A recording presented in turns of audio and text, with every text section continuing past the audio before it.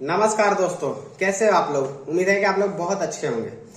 दोस्तों, लेह लद्दाख में बहुत दिनों से प्रोटेस्ट चल रहे हैं और वो हमारे मीडिया कवर नहीं कर रही है। सोनम वांगचुक जो वहां के हैं वो मतलब बहुत बड़े बड़े काम किए हैं उन्होंने, और वो आमरण अनशन पे बैठे हैं। मतलब उन्होंने बोला है सरकार से उनकी कुछ मांगे हैं लेह के लोगों को, लद्दाख के लोगों को, और इसके नेतृत्व कर रहे हैं सोनम वांगचुक, जिनके ऊपर आप लोग उनको जानते ही होंगे, बहुत पॉपुलर हैं, पूरे इंडिया में पॉपुलर हैं वो। और वो उनके ऊपर 3 इडियट्स मूवी भी आई थी, क्योंकि उन्होंने काम बहुत बड़े बड़े किए हैं।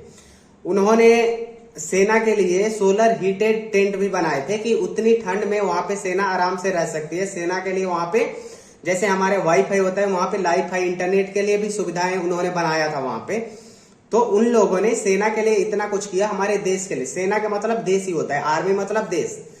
तो हमारा फर्ज बनता है कि हम उनकी आवाज उठाएं और उनके साथ जो भी प्रॉब्लम्स चल रहे हैं और उनके प्रॉब्लम का सॉल्व हो, ये हम चाहेंगे स्पेशली, क्योंकि उन्होंने कारगिल के वहां पे लोग जो हैं, उन्होंने कारगिल के युद्ध में सबसे पहले इंफॉर्मेशन सेना को वहीं के लद्दाख के लोगों ने ही दिया था। तो उनकी मुख्य 4-5 मांगे हैं, मैं कुछ आप लोगों को बता देता हूं। शेड्यूल 6 वो लोग बोलते हैं कि हमारे राज्य को शेड्यूल 6 में डालो।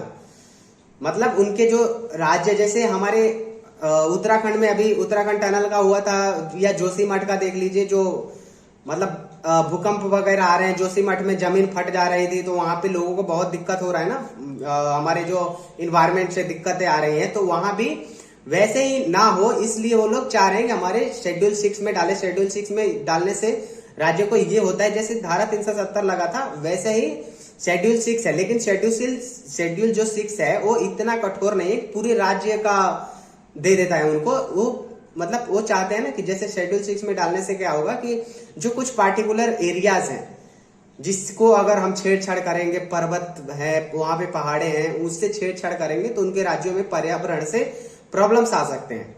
तो वो चाहते हैं कि शेड्यूल 6 में डाल दो, ताकि कुछ पार्टिकुलर जगहों का उस वहां पे अधिकार उनका हो और कानून वो बनाए, वो जैसा चाहेंगे। अगर कोई कंपनी जाती है, वो कहेगी कि हम यहाँ पे ये करना चाहते हैं, तो वो कानून से मना कर दे कि नहीं भाई, आप यहाँ पे नहीं कर सकते हो, आपको कोई दूसरी जगह देते हैं, आप वहां पे कर लो ये काम। लेकिन और ये बहुत सही भी है हमारे लिए भी, उनके लिए भी, और हमारे देश के लिए भी। पर्यावरण को बचाना सबकी जिम्मेदारी है। वहां पे शेड्यूल ट्राइबल्स लोग ज्यादा रहते हैं, तो उनकी यही मांग है कि हमारी जो कुछ एरियाज हैं वहां पे पेड़ पौधे तो ज्यादा नहीं है, वहां पे पहाड़े हैं, तो वो लोग चाहते हैं कि हमारे जैसे अभी क्या है ना, बहुत सारी कंपनियां वहां पे जा रही है, तो जाहिर सी बात है कंपनियां जाएंगे वहां पे, प्लांट्स लगेंगे, तो पहाड़ों को तोड़ा जाएगा, बराबर किया जाएगा, तो ये उचित नहीं है। तो इसलिए वो लोग मांग कर रहे हैं कि उनको शेड्यूल 6 में डाला जाए। लेकिन शेड्यूल 6 केवल जनजातियों के लिए होता है, कि जनजाति जो समाज होते हैं उनके लिए, जैसे नॉर्थ ईस्ट में त्रिपुरा, जैसे मणिपुर, मेघालय, इन सब जगहों पे वो लगा है जनजातीय, तो वहां पे कुछ जनजातीय रहते हैं और कुछ और भी लोग रहते हैं। तो इसलिए वहां पे अगर शेड्यूल 6 में नहीं डाला जाता है, तो मेरे हिसाब से खान सर ने भी बताया है, तो मैं बता देता हूं। आप एक धारा 370 जैसे हमारा है, वैसे धारा 371 है। तो धारा 370 तो कश्मीर में पूरी तरह से खुला छूट ही देता था, पुलिस भी उनके अंडर हो जाती थी। मतलब देश का कुछ था ही नहीं। 35 से था कि इंडिया कश्मीर से बाहर, मतलब इंडिया कोई लोग वहां पे जाके नहीं बस सकते, ये सब था। लेकिन धारा 371 है कि कुछ जो एरियाज होते हैं, जैसे गांव, जिला, ऐसे, तो वो लोग वहां पे जाके अपने कानून बना सकते हैं। और वो लोग मान लो कोई पहाड़ चिन्हित कर दिए कि इसको नहीं तोड़ना है, तो नहीं तोड़ना है, चाहे सरकार के भी ये लोग जाए या कोई कंपनी जाए। तो ये 371 लगाने से भी ये मामला सॉल्व हो सकता है, शेड्यूल 6 वाला। ये तो एक उनकी मांग है, जो कि ये मांगे मुझे लगता है पूरी तरह से 100% जायज है। इन्वायरमेंट के लिए हमने देखा है इन्वायरमेंट बिगड़ने से क्या होता है, और ये जोशीमठ का आप हालात देख सकते हैं, कैसे वहां पे जमीनें फट रही है, लोगों के घर को दीवारें फट रहे हैं, और ये सब पता है लोग के स्वार्थ और लोग की वजह से हमारे हो रहे हैं।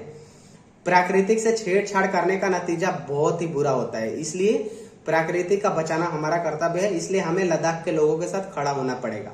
और वो लद्दाख के वही लोग हैं जो कारगिल में इतनी सेना की मदद किए थे ना, उतना किसी ने नहीं किया था। आप कश्मीर में उतने 370 लगा दिए थे, उतने अधिकार दे दिए थे, लेकिन आप बहुत बार सुने होंगे कि कश्मीर के लोग आतंकियों को पनाह देते थे अपने घरों में और मुखबिरी करते थे हमारे सेना के खिलाफ, तो सेना पे इसीलिए हमला होता था। लेकिन आप कैसे कभी ऐसे लद्दाख के लोगों के लिए नहीं सुने होंगे कि लद्दाख के लोग सेना के लिए मुखबिरी किए होंगे या आतंकवाद को पनाह दिए होंगे। वो लोग बहुत देशभक्त आदमी है लद्दाख के लोग, और उनकी बातें सुने जाना चाहिए। मैं उनको चाइना कितने बड़े बड़े प्रलोभन देता है, लेकिन वो लोग कभी भी चाइना की बात तक नहीं करते। हमारे देश के साथ रहना चाहते हैं तो हम उनके अधिकारों के लिए बात करेंगे। सोनम वांगचुक जी आमरण अनशन पे बैठे हैं, तो हम सरकार से विनती करेंगे कि आप उनकी बात सुने और जो भी उनके प्रॉब्लम्स है वो सॉल्व करें। जोशीमठ में आपने देखा ना दोस्तों, और अभी उत्तरकाशी टनल का भी वही हाल हुआ था। वो सब प्राकृतिक से छेड़छाड़ के वजह से ही हुआ था।